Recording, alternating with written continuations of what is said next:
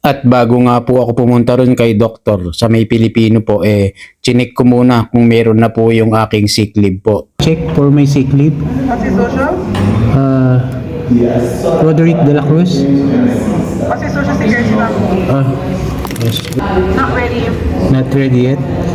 Okay. So, I think how many weeks? When it's ready, they'll call you. Okay, thank you.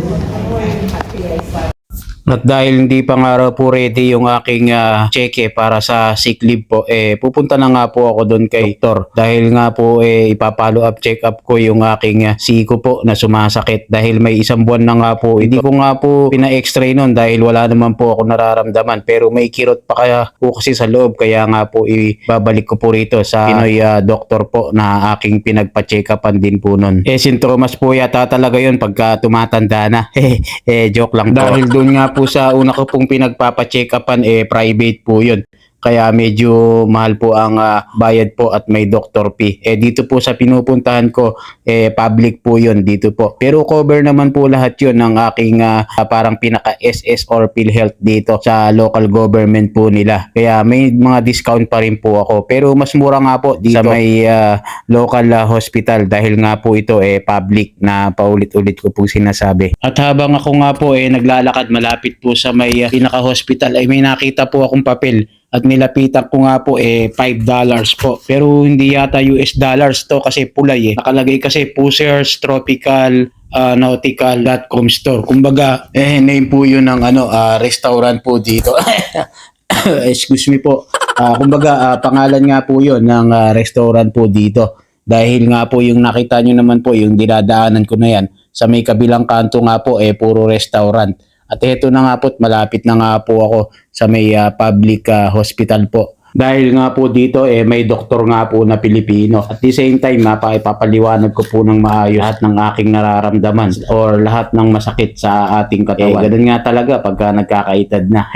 Hindi po. Yun po kasi yun nung na-aksidente po ako nun sa bike. Hindi ko na po pinansin dahil wala naman pong masakit. Pero nung kinabukasan, masakit na po. Pero isang buwan na nga pong nakakaraan yun. At pagdating ko nga po dito sa clinic, ito, chinek up agad yung aking sugar kung tumaas ba or bumaba na. At thanks God naman at mababa na rin po. At chinek ulit ang aking mga BP at saka po yung aking timbang. Bali normal na nga po ang lahat. Kaya after nga po nun dumiretso na ako kay doktor. Kaya ayun, naipaliwanag ko na po sa kanya lahat ng aking mga sintomas. Excuse me po. Ano ba? Excuse me po ulit. Okay naman po ako. At maganda naman po ang aking mga resulta. Kaya after nun, nang naipaliwanag sa akin ni Doc, eto, pupunta na tayo sa pinaka bilihan po ng gamot po dito sa loob po ng hospital. At bali may cover pa rin po ito ng aking pinaka PhilHealth po dito. At ang nabayaran ko nga lang po dyan ay nasa $10 po na 3 klaseng gamot. Bali yung isa nga po na gamot na inireseta sa akin ni doktor, wala po sila. Kaya sa labas ko po ng butika binili. Mas mahal pa nga po ang presyo dun sa labas kumpara dito sa mga binayaran kong gamot sa loob ng hospital. Sabagay, ito po kasing clinic dito na public, cover po ng aking PhilHealth or parang SSS po sa atin. Kaya pagkatapos ko nga po ng check-up, nakakain na nga po tayo. Bali, ito nga't naubusan na ako ng ulam.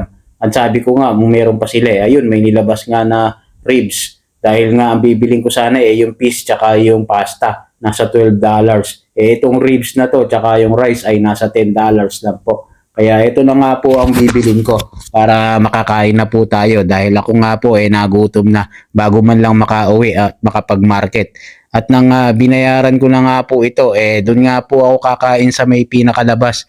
Dahil mas maganda nga po ang ambience doon at fresh na fresh po. Okay naman po dito sa loob, malamig po. Kaya lang mas masarap po kasi yung fresh air Kaya nga po dini tayo na pwesto sa labas para makapag-chicha na po.